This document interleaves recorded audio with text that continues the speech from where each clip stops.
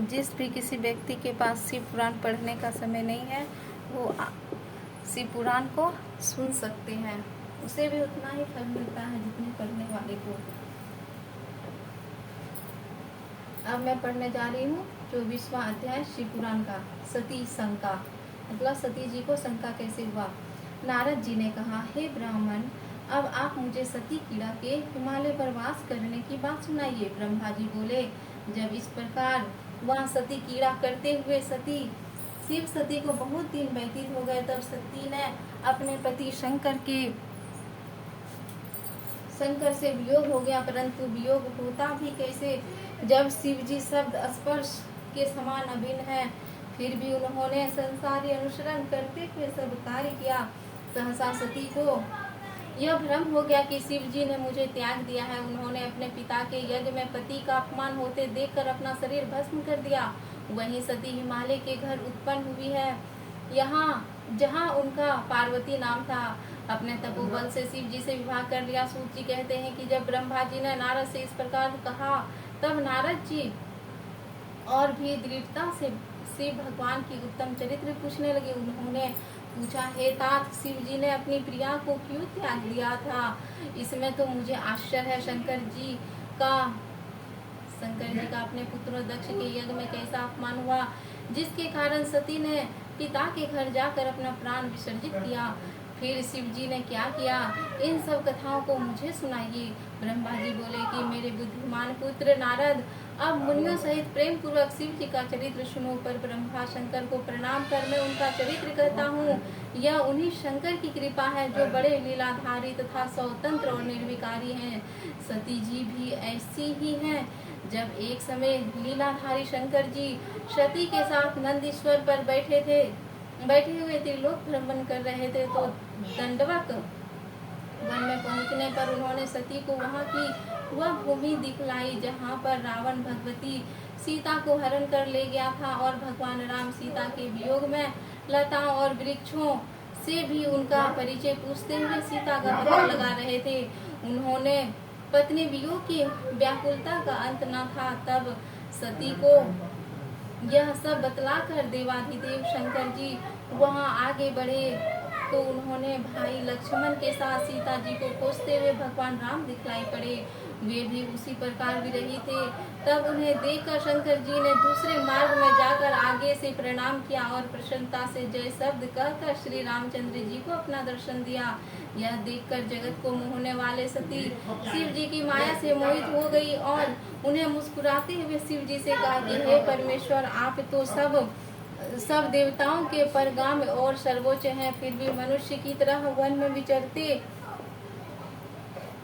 विचरते हुए इन दोनों मनुष्यों में श्याम वर्ण वाले को आपने प्रणाम क्यों किया? वे दोनों मनुष्य कौन है? हे स्वामी, मेरी इस शंका का आप निवारण कीजिए, क्योंकि सेवक ही सेवक को प्रणाम करता है। तब सती ने इस प्रकार माया से विमोहित हुए देख भगवान शंकर मुस्कुराते हुए बोले, हे देवी सुनो, मैं तुमसे सत्य कहता हूँ, कपट से नहीं। मैंने जो इन्हें सादर प्रणाम किया है वह वरदान का प्रभाव है। सूर्यवंश से उत्पन्न हुए ये दोनों भाई बड़े ही बुद्धिमान हैं।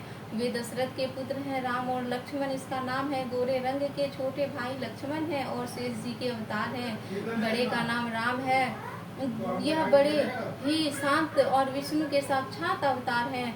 ये पृथ्वी पर साधु जनों की रक्षा और हमारे कल्याण के लिए अवतरित हुए हैं। इतना कहकर भगवान शंकर मौन हो गए, परंतु सती के मन में विश्वास नहीं हुआ।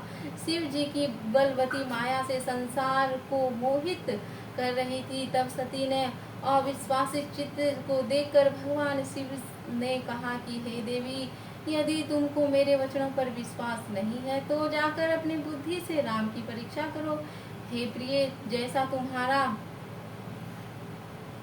यह मोह दूर हो जाए वैसा उपाय करो। मैं तब तक वट की छाया में बैठकर तुम्हारी बाट जोहता रहूंगा।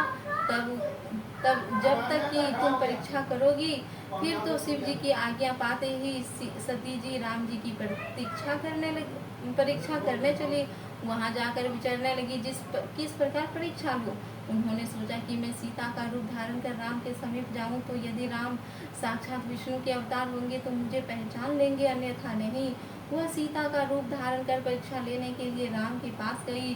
तब सती को सीता का रूप में देखकर शिव का नाम जपते हुए श्री रामचंद्र जी ने यह रहस्य जानते हुए उन्हें प्रणाम करते हुए मुस्कुराते हुए कहा, हे सती, इस समय शिव जी कहाँ हैं जो तुम पति के बिना अकेले इस वन में विचर रही हो? हे सती, आपने अपना स्वरूप त्याग कर यह रूप क्यों धारण कर लिया है? हे देवी, कृपा कर मुझे इसका कारण बताइए। फिर तो राम के इन वचनों को सुनकर सती चकित हो गई। उन्होंने शिव जी के वचनों का स्मरण कर बड़ी लज्जा आई। अब वे राम के साक्षात विष्णु समझकर शिव जी के चरणों का ध्यान करने लगी और भगवान राम से अपनी परीक्षा लेने की सब बात कह सुनाई और कहा कि हे राम, मैंने तुम्हारी प्रभुता देख ली, परंतु आप मुझे यह बतलाइए कि शिव जी ने आपको प्रणाम क्यों किया?